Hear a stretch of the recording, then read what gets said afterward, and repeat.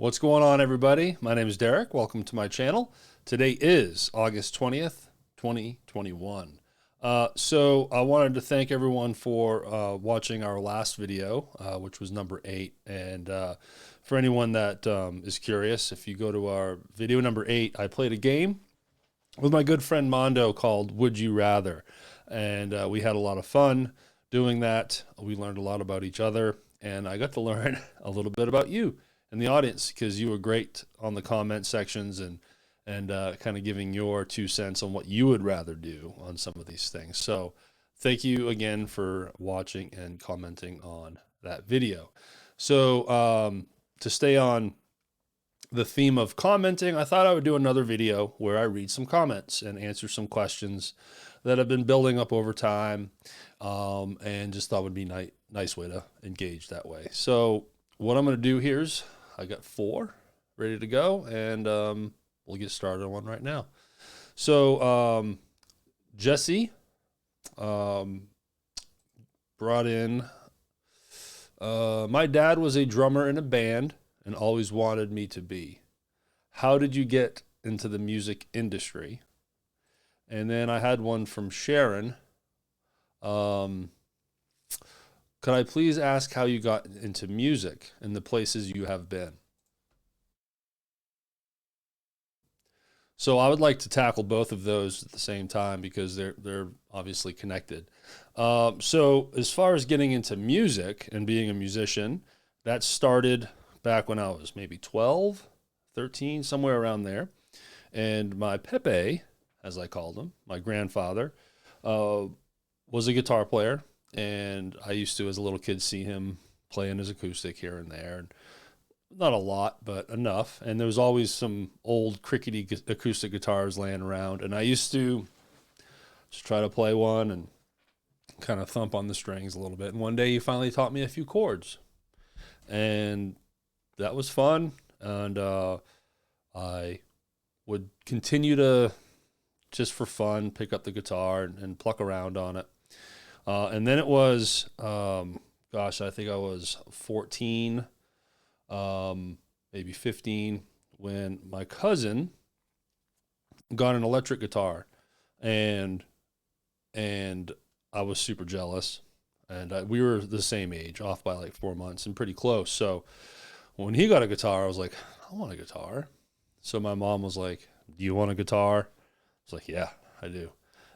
So my cousin and my mom, well, my cousin's father and my mom, bought our guitars out of the Sears Roebuck catalog. Now, I know a lot of you remember that catalog, but anyone that's listening that has no idea what I'm talking about, the Sears Roebuck catalog was Amazon before there was internet. So it was a catalog that thick, with everything you can imagine in it. Not quite as much stuff as you can find on Amazon now. But in the times, you could buy anything out of this catalog, and it had a music section in it. And all kinds of instruments and guitar amps and the whole thing. So I picked a guitar, I picked a little guitar amp, and when that shipment came in, fun times pursued, and I've been a musician ever since, honestly. And then a couple years of playing Metallica and Nirvana and Green Day and all these at the time. So we're talking 92, 91, 92. So having a good time with that. And then my cousin, again, ended up being in a band. He had a little high school band. So guess who was jealous again? This guy. And he went to a different high school. So he had a high school band, and he lived 30 minutes from me. So totally different high school. And I was like, well, that's cool. Good for him, And then I found out that his bass player was a couple years older than everybody else in the band, and he graduated. So I was like, ooh, this is a moment for me to step in here. But the kid that graduated was a bass player. I'd never played bass before, but I wanted to, because I wanted to be in the band. So I talked to my cousin, and I was like, hey, if I get a bass and a bass amp, can I be in your band? He's like, well, let me talk to the singer. And he did. He's like, yeah, you can get an amp and a guitar. Come on, let's jam. So I did. I knew a friend in my hometown that had an amp and a guitar, and I always worked through school and had some money, so I went ahead and bought uh, his bass and his bass amp, and voila, that's when I became a bass player, and that was an obsession of mine up until last year, honestly, and toured the country, toured Europe a couple times, Virgin Islands, did a lot of fun things as a bass player. And so that high school band was fine. It was okay. We played a battle of the bands in my cousin's high school. It was what it was, but it didn't last very long. But it got me going and made me realize that I wanted to be a bass player. It wasn't until the year 2000, 2001. Now this kind of moves to music industry. That's when I decided I wanted to earn a living doing this, try to actually get paid for this and go pro. And sometimes people confuse going pro and being a full-time musician. You can be pro and only work one gig a month and make 20 bucks. You got paid for your service, so you are professional. Um, but the full-time professional musicianship is a totally different beast, which I would get to eventually. Um, so after a few years of living in Maine, which is where I was from, uh, trying to play in as many cover bands as I can get into, and I wasn't getting in a whole lot. I had a few things going on. It was cool. We'd play a wedding here and there, maybe a little bar gig here and there, but I always needed to work other jobs. And I felt like I wanted to do more. I just felt like it was time to step it up. There's a lot of things that happened in my personal life that led up to me finally moving to Nashville, which happened in 2005. And that'll be another story, another video someday, but it finally came to the point where I was 27 years old. It was 2005, and I just had enough, and I moved to Nashville. And that was really jumping in deep. Never have ever been in Tennessee, never mind Nashville, and moving there, and just for the hopes and dreams of trying to find some work because it's Nashville, right? So I ended up getting very lucky and met um, uh, a band leader, and there was a guitar player and a vocalist that were a team. That they ran the band. They were looking for a bass player. Through a series of events, they met me. I auditioned, and it went well. And just a few months after living in Nashville, I ended up landing myself in a gig where I toured casinos for the full time. Gone. I was on the road 45 weeks out of the year, and we would just go casino to casino, every week. One week this casino, then we'd move to the next casino, stay another week there, and just move along and be on the road for 6 weeks. Come back to Nashville for a week or two, have some downtime, and then right back out. So that too is going to be another story. We'll get more into detail on how that all happened and some of my experiences because of it. What was exceptional though is after that casino band, I continued to play in other road bands and local bands and so on and so forth. And very fortunate over the last 20 years, I've seen 43 states. I've played in maybe 35 states. I used to know that number. I can't remember now. I've played in Austria twice. I've played 8 weeks total in St. Croix, Virgin Islands, and all those travels, all those stories. It's been a fun ride. So that's a quick snapshot of how I became a musician and how I went into the industry. All right, um, so going back to my grandfather, who technically taught me how to play my first few chords. He was a lobsterman. So I have a question here. Did you ever go out on the lobster boat with your grandfather? That's from Barbara. Thank you, Barbara. Not sure if I may have mentioned that in previous videos, but maybe you knew that my grandfather was a lobsterman because of watching my mom's channel. But yes, my grandfather was a lobsterman, and it was the coolest thing. You know, he retired when I was maybe 11.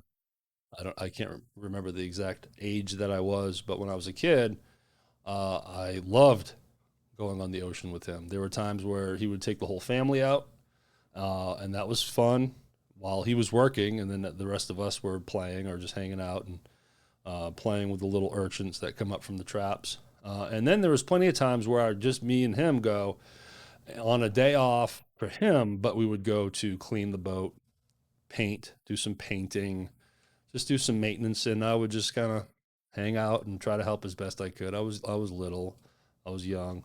I can say I've been on his lobster boat as far out as you can go without no, and you can't see land. That was pretty exceptional as a kid. Luckily, I never got seasick. Never had that problem. We've never had scary moments while on the boat. But yes, I have some cool memories and experiences with my grandfather because he was a lobsterman. That's pretty unique, and I'm proud of that. I always say, yeah, my grandfather was a lobsterman, and people are like, really? And then I make everybody very sad when I tell them that I hate lobster. I don't like seafood at all, and I grew up in a seafood family and never liked it, but I did like being on the boat. The last one I'm going to do here is from Lori. Again, sticking to the theme of Maine, would you ever move back to Maine? What do you like most about living where you live now? And what do you miss most about Maine? So I I don't think I'll ever move back to Maine because I love where I live. I love being in the South. I like warm weather. Now I got my daughter, and I have things that are securing me down here too. But I've been in the South now since '05, and I enjoy it. Maine is definitely a confusing situation for me. Maine is beautiful. I love Maine. I love what it's about and the different things that it brings. Like if you're a fisherman or you like hunting, you like hiking mountains, skiing, water skiing, ocean, you got it all. But, I don't care for winters. But also, I don't know. I feel like I was, Maine just didn't click with me, it seemed like, oddly. And nothing against the state, definitely not the people. But I was okay moving. I was that guy that was like, what, I got to spread my wings. I got to get out of here. And I've traveled a bit and I've lived in Nashville and Memphis and now in Mississippi. And I just really enjoy it down here. With that said, what do I miss most about Maine? And is most definitely the ocean. And that goes all the way back to being on the lobster boat with my grandfather. My mom raised me on the beach. Anyone that's from southern Maine, I went to Wells Beach, York Beach, Old Orchard Beach. My grandfather lobstered out of Kennebunk Port, so we would go to those beaches. We were beach bums during the summertime. So I'm very fortunate to have that experience too, because you come down here and, Tennessee, Mississippi, and the Mid-South area, I'm probably 8 hours from a beach. And that's Biloxi, Mississippi. With just straight shot down, it would take me to the Gulf Coast. And there you go. Now I'm seeing the ocean. But where I grew up in Maine, Sanford, Maine to be exact, 30 minutes from Wells Beach, and the ocean was a big part of my life, and I really miss that. That's what I miss most. So when I do go home and visit, I always try to make a point to put my feet in the water. This last trip, I was able to take my daughter Skylar to Old Orchard Beach and eat on the pier. Now, these are specific locations, but anyone that lives in the area knows what I'm talking about. And then we went to Wells Beach, and the last day, like the day we were flying out that morning, I was like, we need to go to Wells Beach. I have not put my feet in the ocean water yet. And we did, and it was freezing. And how I used to swim in Maine Atlantic waters when I was a kid is beyond me. But I did it, and I loved it. and I won't swim in it now. It's too cold. But so there it is. So again, Jesse, Sharon, Barbara, and Lori. I'm not saying your last names because I feel like, I don't want to, unless you're okay with it, but I'm trying to give you all some privacy and just putting your first names out there. If you're listening, you'll probably recognize your question, and I hope you enjoyed the answers the best I could give you in the time I have here.